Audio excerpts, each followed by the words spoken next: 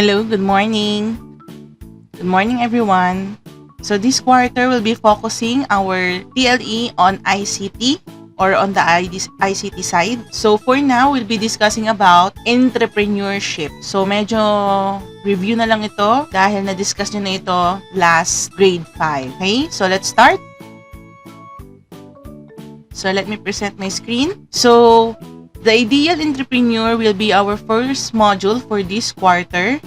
So at the end of this module, you should be able to A. Define what is entrepreneur. Ano nga bang ibig sabihin nito? Second, enumerate the qualities and types of ideal entrepreneur. And the last one would be to differentiate what is a seller from a buyer. Okay? So before we start our module number 1, an ideal entrepreneur, let's start first our lesson with a review. So, kindly get your notebook or a piece of paper and number it from 1 to 5. Ready?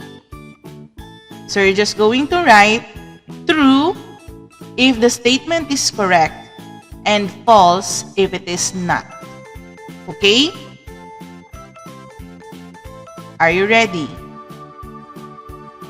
Okay, let's start. Number 1. Food business is now an industry. True or false? Food business is now an industry.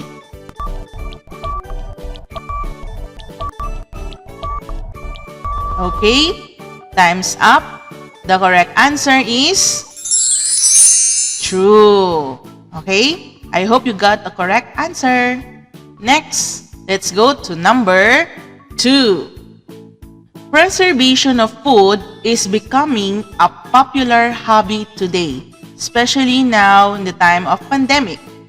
Again, preservation of food is becoming a true or a popular hobby today. Is it true or false? Ready?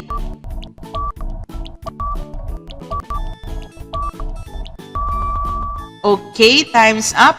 The correct answer is true again. Okay? So, sana nakatama ulit kayo dyan. Next, let's go to number 3.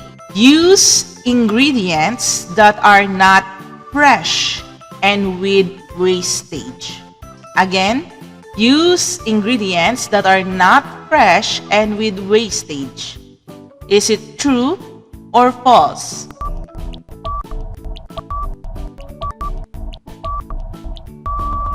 Okay, time's up. The correct answer is false. Of course, you should always use fresh fruits or ingredients to lessen spoilage or wastage. Next, number 4. Be creative in preserving food to enhance the sale. So you need to be creative daw in preserving the food in order for you to sell it or to enhance the sale. Is it true or false?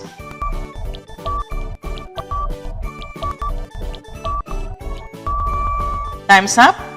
The correct answer is true. Okay? Next, last number 5. Pickling, freezing, salting, and drying are examples of food preservation methods that prevents food spoilage. Again, pickling, freezing, salting, and drying are examples of food preservation methods that prevents food spoilage. Is it true or false?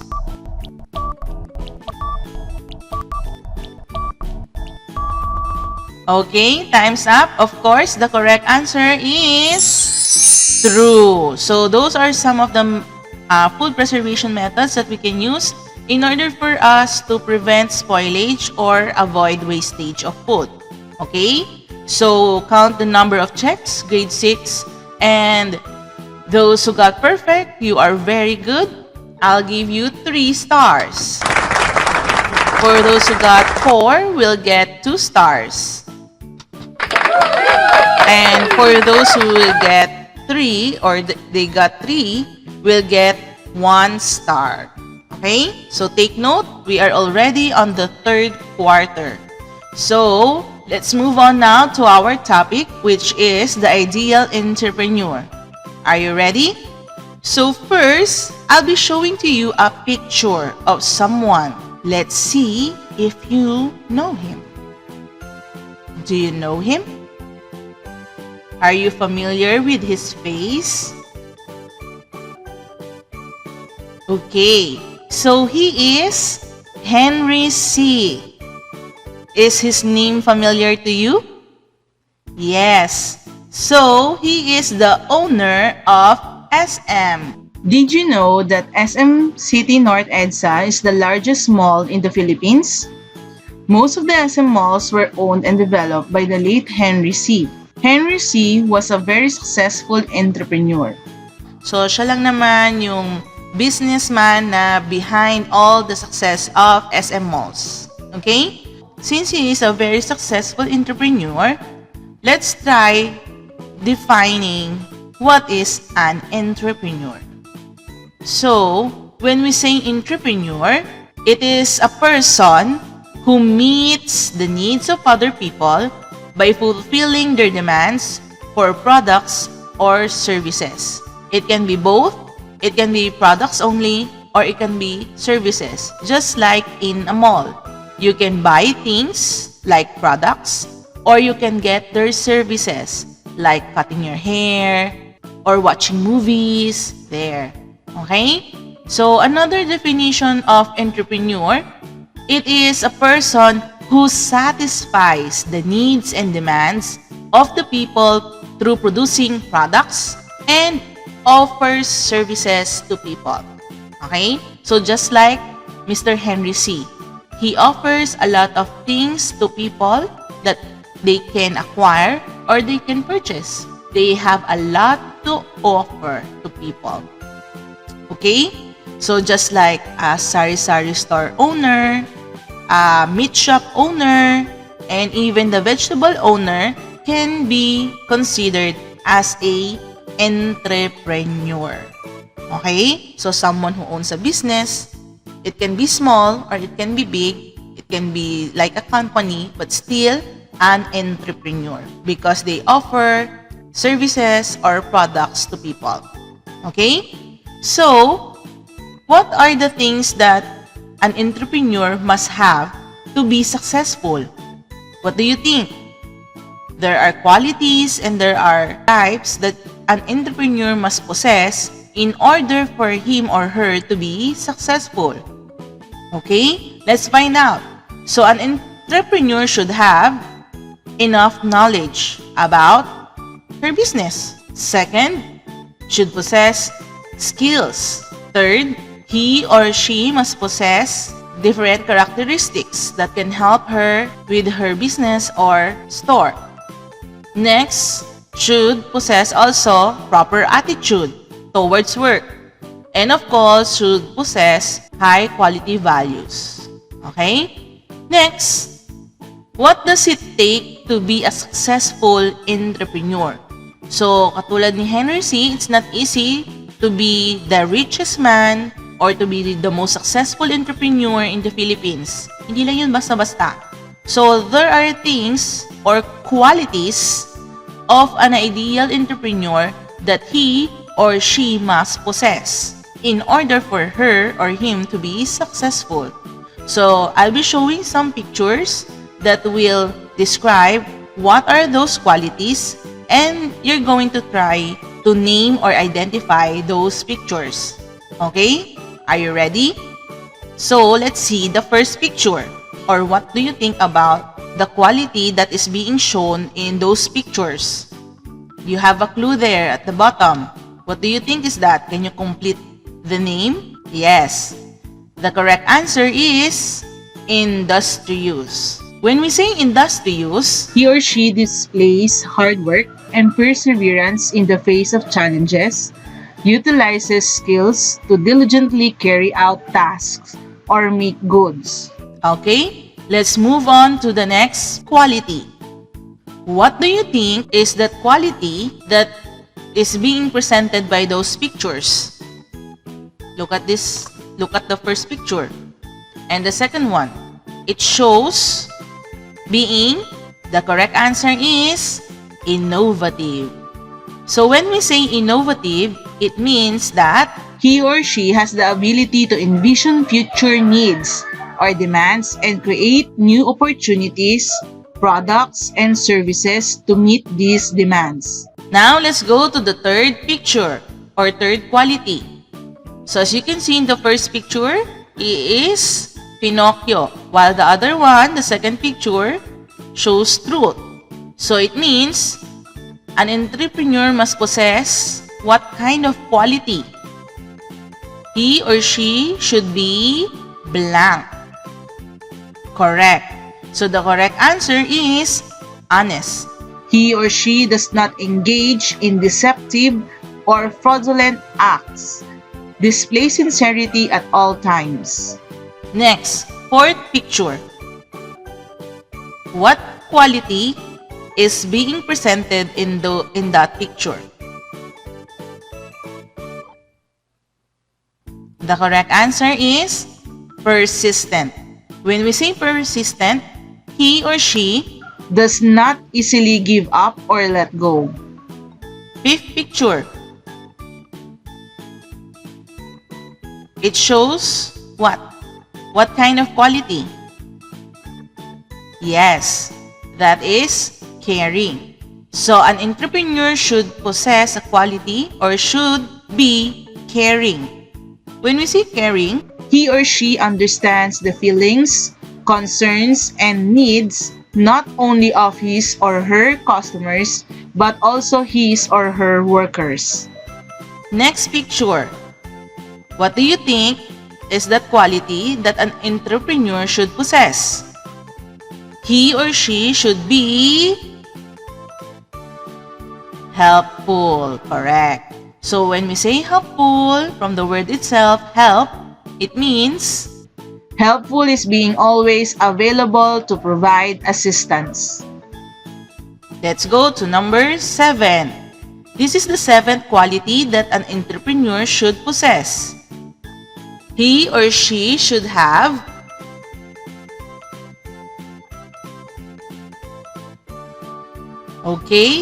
the correct answer is faith in goodness and righteousness, which means faith in goodness and righteousness conducts business fairly and cultivates a culture of righteousness.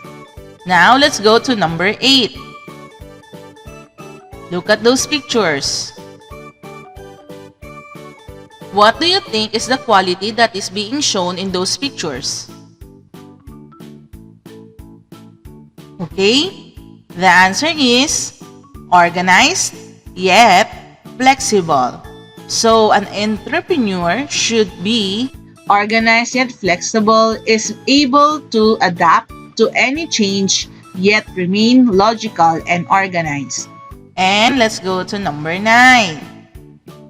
So what do you think is that quality that is being presented by those pictures? The entrepreneur should be, what do you think is that motion or that gestures? Being a, what kind of entrepreneur? It shows being confident. Very good. When we say confident, he or she feels or shows certainty as of success. How about these pictures? Look at the bird putting some stones on the picture and the chess picture. An entrepreneur should be or should possess what kind of quality? He or she should be a strategist. Correct. So when we say strategies, from the word strategy, strategist is a careful planner. He sets long-term goals and plans and executes a well-thought-of strategy in order to achieve them. Next. Great idea. How about these pictures? Keep calm and be proactive. There's a clue already. So when we say great idea, you are presenting or you are showing being proactive. Okay? When we say proactive, she acts immediately on new ideas, insights, and opportunities, always in step with changes in one's environment and applying them to one's business. He or she does not engage in procrastination and other unproductive work habits. Next, how about this one? Becoming a resourceful entrepreneur. Look at this clip art. He has some money. What do you think is that quality that is being shown in those pictures? An entrepreneur should be prudent. Okay? So when we say prudent, he or she is never wasteful and always ensures that all resources are used wisely and every bit of raw material does not go to waste. Okay? Next. How about this one? I've gotta keep trying. And look at the mice over there. The mouse over there. Look at the second picture. What do you think is being shown with these pictures? I'm gonna keep trying. So he's not giving up. So it means that an entrepreneur should be correct, determined. So when we say determined, he or she, determined is a go-getter and an achiever, acting on a dream, vision, and plan, no matter how hard it may seem at first. And of course, next picture, what do you think is being shown? Yes, so an entrepreneur should be knowledgeable. When we say knowledgeable, he or she should be knowledgeable is well-trained and possess information and understanding of concepts necessary to run a business venture. Next picture. There's a 10, 310, and there's a GIF. We strive for excellence. So, almost perfect. What do you think is that quality? The correct answer is high quality philosophy. So an entrepreneur should have high quality philosophy, which means strives for existence and perfection to exceed customer satisfaction. And the last picture. Look at those pictures. What do you think is that quality?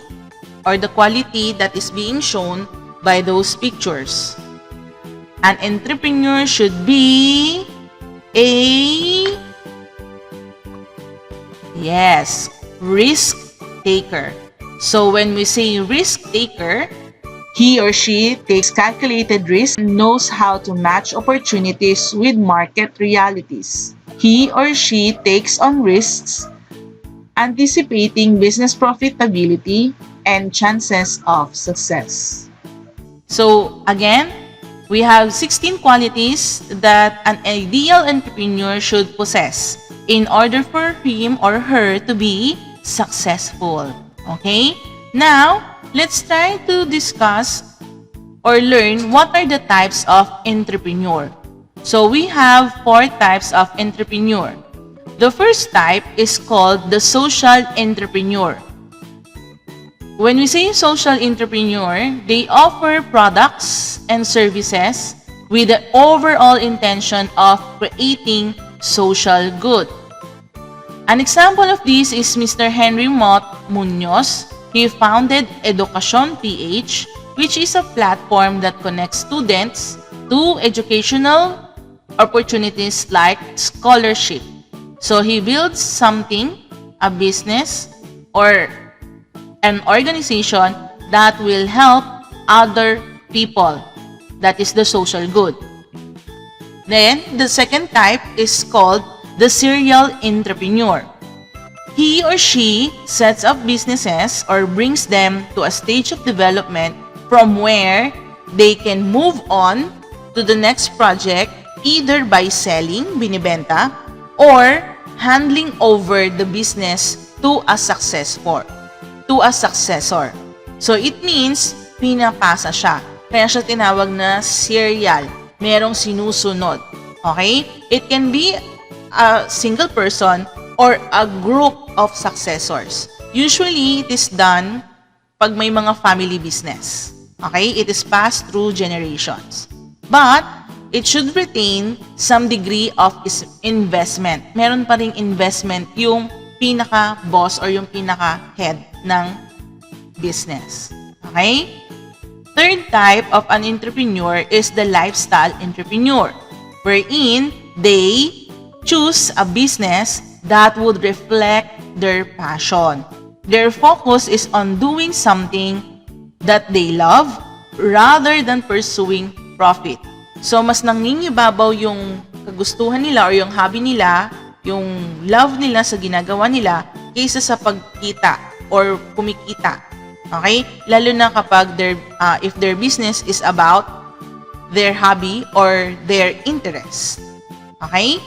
The business venture often springs from a hobby, a favorite sport, or a family activity. And then it turns into a business. Okay? So medyo maganda itong lifestyle entrepreneur because dahil hobby mo siya, so mas nai-enjoy mo siya. It is very close to your heart, or mas magandang magtrabaho or magkaroon ng business that is close to your heart kasi nga palagay yung loob mo dito. Hindi ka napipilitan because it is what you love. Okay? And the last type of entrepreneur is the solopreneur. So from the word itself, solo, nag-iisa. So this type operates alone, mag-isa lang siya, and manages all aspects of business. Today, this is made possible with the use of ICT tools which make multitasking easier. Okay? So dahil mag-isa lang siya lang yung halos nagmamando or nagpapatakbo. So all the work is done by him or her. Okay? So nakatulong nga ang ICT lalo na ngayong pandemic because we can use social media on our own na hindi natin masyadong kailangan ng manpower. Okay? So, let's now move on between the difference what is a seller from a buyer. Okay? When we say seller, it is the one who meets the needs and demands of the buyer with corresponding amount of money. So, siya yung nagbibenta, in short, sa Tagalog, kapalit ng pera. So, halimbawa, pagkain, bibilhin sa iyo ni buyer, kapalit nun, babayaran kanya ng pera. Okay? A seller offers goods. It can be also products. It can also be services for a certain amount to earn a profit or money. While a buyer, so opposite naman ni buyer ay ni seller, a buyer is a person who buys the products or services to satisfy his or her needs. So, for example, I'm very hungry. Nagugutom ako ngayon. Of course, what do I need? Food. So, dahil wala akong food, anong gagawin ko? Bibili ako. Okay? So, I'll be going to some store. It can be a supermarket or a sari-sari store. And I need to buy what? Food. So, in order for me to eat, I'll buy food in exchange of money so that it can satisfy my hunger. Okay? So, para mabusog ako. Yan. So, buyers are also called consumers or end user. Okay? Usually, si end user nakikita yan sa mga appliances. End user agreement or sa mga gadgets. Yan. So, consumers, buyers din ang ibig sabihin nun. Okay? So, remember also that the seller can also be a buyer. Okay? So, pag sinabi natin a seller can be a buyer, the seller can buy products at a certain price from the supplier. So, yun yun. Kapag meron siyang supplier, yun yung mga uso ngayon. May nagsusupply sa kanila ng product, yun yung bibili nila, and then yun yung ibibenta nila. Okay? Unless sila rin yung mga tagagawa. Okay? Sila mismo yung gumagawa ng product nila. Okay? Yan. So, the money he spends to buy a product is called actual cost kasi yun yung binayad niya. Then, the amount of money added to the actual cost of the good is what you call profit. So, syempre, binili na niya ito. Halimbawa, bumili siya ng cellphone. Halimbawa, nagtitinda ako ng mga damit. Yan. So, bibili muna ako or kukuha muna ako sa supplier sa Taytay. Doon ako bibili. So, yun yung, kunwari, bumili ako ng top, which is, halimbawa, 100 pesos. So, yun yung actual cost nung nabili ko. Then, if I'm going to sell that product, this top or this t-shirt, to another or to a buyer, syempre papatungan ko na siya. Dadagdagan mo na yung actual cost. Ang tawag doon, profit. Okay? Then, the actual cost plus the money added or the profit, yun yung tinatawag na nating selling price. Or sometimes maririnig nyo ito sa TV na SRP. Okay? Or yung suggested retail price. So, yun yung presyo ng pagbibenta mo na. So, halimbawa, nabili ko yung t-shirt ng 100 and then dinagdagan ko siya ng tubo or patong. Yun yung profit. So, halimbawa, 50 ang profit ko. So, ibig sabihin, magkano ko ibibenta yon? Ano ang selling price ko? So, 100 plus 50 is 150. Yun yung aking selling price for the t-shirt. Okay? So, ganun kumikita ang isang seller. So, remember that both the seller and the buyer must be sensitive to the quality and the right price of the products and services. So, syempre, the seller should not take to advantage, okay? Should not take advantage of the buyer or the product. Ibig sabihin, hindi niya dapat masyadong patungan to ng sobrang mahal. Lalo na kung hindi kakayanin bilhin ng buyer. Okay? So, titingnan lagi yung quality ng tinitinda mo. Siyempre, the higher quality your product is, the higher the sell is. Okay? Siyempre, babalikan niya ng mga customers mo kapag maganda yung quality compared sa low quality products. Siyempre, kapag naramdaman nila or naranasan nila, ay, hindi pala masarap tong pagkain na ito dito. Siyempre, may possibility hindi na sila umulit. So, mamawalan ka ng kita. Okay? So, remember those things. So, don't forget, an entrepreneur is a person who satisfies the needs and demands of the people through producing products and offers services. An ideal entrepreneur should possess the following qualities: being industrious, innovative, honest, confident, strategist, proactive, caring, prudent, persistent, determined, knowledgeable, helpful, organized, risk-taker, driven by high quality, and have faith. Okay? Also, seller is the one who meets the needs and demands of the buyer corresponding an amount of money. And buyer is the person who buys the products or services to satisfy or to meet his or her needs. Okay? So, I hope that our lesson for today is very clear. So, you should know already the meaning of an entrepreneur. What is an entrepreneur? The different types and qualities of an entrepreneur. And the last one is the difference between the seller and the buyer. Okay? So, for your activity, you will do this in your notebook, but be sure that there's a mark already in your notebook that says that it's already the start of the third quarter. Okay? Dapat meron kayong, mark. So, for our first activity for the third quarter, you will write agree on the line or on the blank if the statement is correct and disagree if the statement is incorrect. So, parang true or false lang to. So, you will do this in your notebook. You will copy and answer. So, once you're done with the activity, don't forget to take a picture of it and then send it to me via Messenger. Okay? So, I hope that you learned something from our session today about an ideal entrepreneur. So, thank you and God bless grade 6. Have a nice day. Bye!